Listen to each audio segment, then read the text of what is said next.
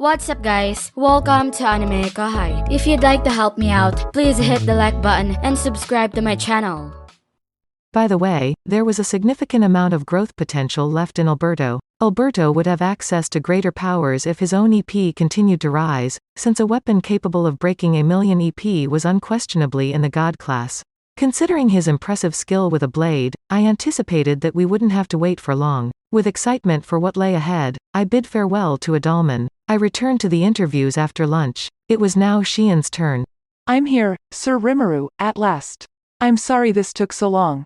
Right, I nodded in response. I wasn't exactly waiting for her eagerly, but it would be wise for me to keep that to myself.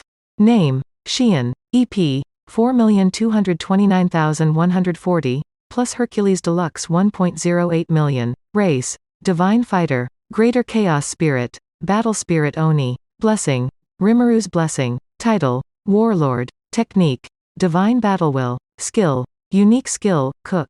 Resistance: Physical Attack Nullification, Abnormal Condition Nullification, Mental Attack Nullification, Natural Effects Nullification, Holy Demonic Attack Resistance. She discussed her new abilities with pride. I was getting a running explanation from Ciel, too, though they didn't always agree. Shion's power was independent of abilities. She could hold her own against someone who possessed an ultimate skill because her weapon was God class. With infinite regeneration, the threat posed by her body turned into a nightmare. It would be unwise to try to exhaust her in a fight because her EP was just as high as Benimaru's, which equated to an enormous amount of magicules. Her defenses were flawless as well, leaving you with no choice but to launch a frontal assault, so I felt sorry for her opponents if it was the only tactic they had. You seem stronger now, don't you? It humbles me to see you feel that way. Humbled was not how I would characterize her overwhelming happiness. It was, however, the truth. Just one thing. I was a little shocked that Shion still only had a unique skill in light of all the ultimates my crew now possessed. Ciel, did she reject you or something? Nope. Since Shion still has a ton of untapped potential, I am now keeping a close eye on her. As it stands, the unique skill Master Chef is incredibly effective, so there's no particular need to take any additional action right now. Yeah, I'd say that's quite certain. I felt like I was getting better at reading Ciel's feelings lately. It was simply a gut feeling, but it frequently proved to be correct. If my interpretation of Ciel at this moment is correct, it was wary of interfering with Shion's abilities. That's accurate. Here, wonders never cease. When I questioned why, Ciel answered with reluctance. It's amazing to think that if Shion's skill was increased even more, she might be able to kill me. Seeing that as something to stay away from, Ciel decided to stop her from evolving any further skills. This was no joke, if a skill freak like Ciel chose to go that route. Though it was difficult to imagine Shion attempting to harm me, I was also hesitant to give her such terrifying abilities. I was glad Ciel made the choice that she did since I didn't want to deal with issues like those. Following her examination of the statistics, I engaged in further conversation with Shion, indulging in her self-praise and intermittently responding with polite affirmations such as yes or oh, neat. Shion had performed admirably in our battle against the Imperial forces, and I felt it was good to have a conversation with her about this kind of stuff every now and again. Looking back, I saw that I was frequently frustrated or furious with Shion. She truly did have a tendency to go extremely overboard, so I couldn't help but constantly poke at her even though I knew she was working hard and the results were beginning to show. That's why I thought it was good to have a nice, peaceful talk like this once in a while. I was acting as Shion's father figure when… Oh, right. I just ran into Masayuki at the dining hall, and I realized that I should have mentioned this in my report. He appeared to be really depressed. And considering how distressed he appeared, I suggested that he speak with you shortly, Sir Rimuru. Shion, please refrain from displaying excessive self-satisfaction about that. Once again, she was behaving inappropriately, and if Masayuki found himself in a difficult situation, I knew I should avoid becoming too entangled in it as well. But it was precisely this. I eventually paid for her constant butting in when she shouldn't have. I was so sick of getting pulled into things like this. Indeed, Velgrin's sudden appearance here was unexpected, but when you really stopped to think about it, she really didn't have a cause to be here, did she? She had only just crossed dimensions in quest of Rudra. There was only one person who awaited her, and Masayuki and Rudra have the exact same appearance. At this point, it didn't take a genius to see the connections, but even though I was unable to betray Shion's faith in me. Then, we'll need to arrange a time. I said it anyway, simply postponing the inevitable. Oh, all set there. Shion said to me in a casual manner. I have arranged for a meeting to take place promptly tomorrow morning. I'm not at all set, though. Do you want to hold a full meeting before we've even prepared? This was now being exaggerated beyond recognition. When Shion acted as a middleman, these kinds of issues consistently occurred. You could never be careless with her. However, who was going to show up for this meeting? I was in the middle of conducting my one-on-one interviews, and now observed the state of affairs that had unfolded. I still had all the demons to face. If I didn't accomplish everything today, we'd have to reschedule for another day that might never come. Would they become enraged by that? Or incite them to act violently? I simply didn't know. Alright, if so, inform Benimaru and Rigard to arrive at the meeting completely prepared. Very well. Then, I'll be heading over.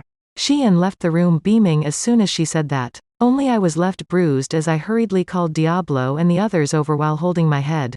The final individuals on the interview list were Diablo, Testarossa, Carrera, Ultima, and their subordinates. I wanted to move quickly because I wasn't sure I would get to them all, but it ended up being risky. Is it finally my turn? How long have I looked forward to this day? Exaggeration at its finest. Yesterday afternoon, I kicked him out of my office. Diablo, stop being such an idiot. I should be able to see Sir Rimuru first as we still haven't settled our score. Carrera, appearing rather battered and disheveled, was at Diablo's throat, with Ultima trailing closely after. She is correct. You know, I haven't given up on it yet either. You can't possibly wriggle out of this. I was astounded Ultima was able to stand up because she was also so injured. Technically, wasn't their clothing a part of their bodies? It must have been a rather serious injury if they were so badly damaged and they lacked the energy to restore them. Still, though, they were gleefully arguing with each other. Demons have incredibly strong bodies. This has to stop. It is really impolite to argue in front of Sir Rimuru. When Testarossa finally spoke up, the room became significantly quieter. She ignored the three fighting demons and even brought me some tea, acting so gracefully. Her attire was immaculate as well, lending an air of dignity that was lacking elsewhere. Now, Sir Rimuru, we were informed that you would fire Diablo and appoint one of us to be your second secretary. However, regrettably, the selection process is still ongoing. What should we do, in your opinion? Honestly, I don't believe I said that. Perhaps it was a mistake on my behalf to save the demons until last. Shion had given me extra tasks to do, but I still had to report to King Gazel before that. In retrospect, I ought to have dealt with my most difficult issues first, but it was already much too late. I have to use some of my soft power to get through this because I'm pressed for time. Well, I'm afraid I don't have enough time to have a lengthy chat with you guys. I must also summon all of your servants. That's not necessary, my lord. Yes, I believe you don't have to. It would simply be wasted on them. Yes. I'll provide you with all the information you require regarding our underlings. Exactly. And, Sir Rimuru, no subordinate of mine is stupid enough to attempt snooping around during the valuable time you've given us. Diablo, Carrera, Ultima, and Testarossa grinned back at me. The best answer I could come up with was, okay. It wasn't really necessary to call forth every single demon, according to Ciel as well. It mentioned that Diablo and the three demonesses had already said, feel free to do as you please with us. It felt like I was still neglecting the other demons, but I knew Ciel already had control over them all, so I told myself that it had to manage all of my people and stuff, so of course it would. I then went on. Anyway, it goes without saying that Diablo was the first person I interviewed. I made him sit down after shooing the other three out of the room. He was so eager that he was having trouble staying in his seat.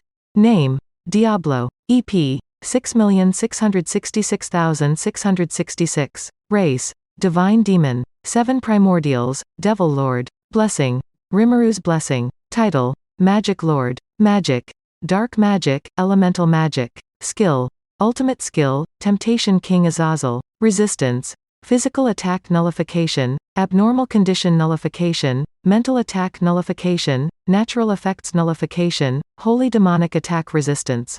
My initial thought was, come on.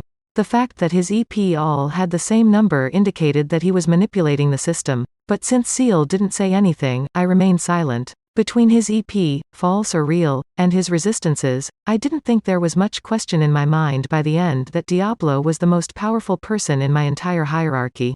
The skills: Thought Acceleration, Universal Perception, Demon Lord Haki, Spacetime Manipulation, Multidimensional Barrier, All of Creation, Punitive Control, Charm Control, and World of Temptation, are all included in Diablo's Temptation King Azazel. These are largely skills that I possess. He went over things in great detail with me, obviously wanting to show them off to someone, and Ciel praised him for his comprehension of them.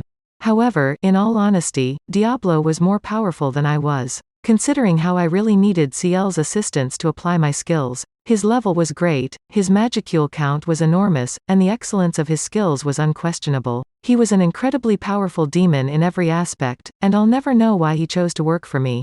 He had an insatiable appetite for combat, as well as an almost obsessive fixation on me, but I liked having his seemingly limitless reserves of strength at my disposal. Now that he had evolved, I wondered how he would fare against Zijin in a practice fight. I had no doubt that it would be an amazing contest. Both he and Benimaru seemed to be taking it easy on opponents during training, partly because he knew that if he went too serious, it would destroy countless acres of land and kill thousands of people.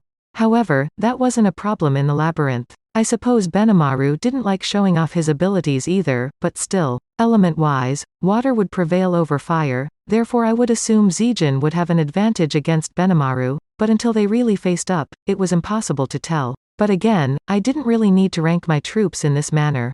I could simply refer to Benimaru, Diablo, and Zijin as my top 3, which should keep any disagreements to a minimum. All I required from Diablo was that. Regarding his attendance, he informed me that Gadra had become an apprentice of Venom. Apprentice? Yes. You see, having him on my team takes away any concern that he will turn on us.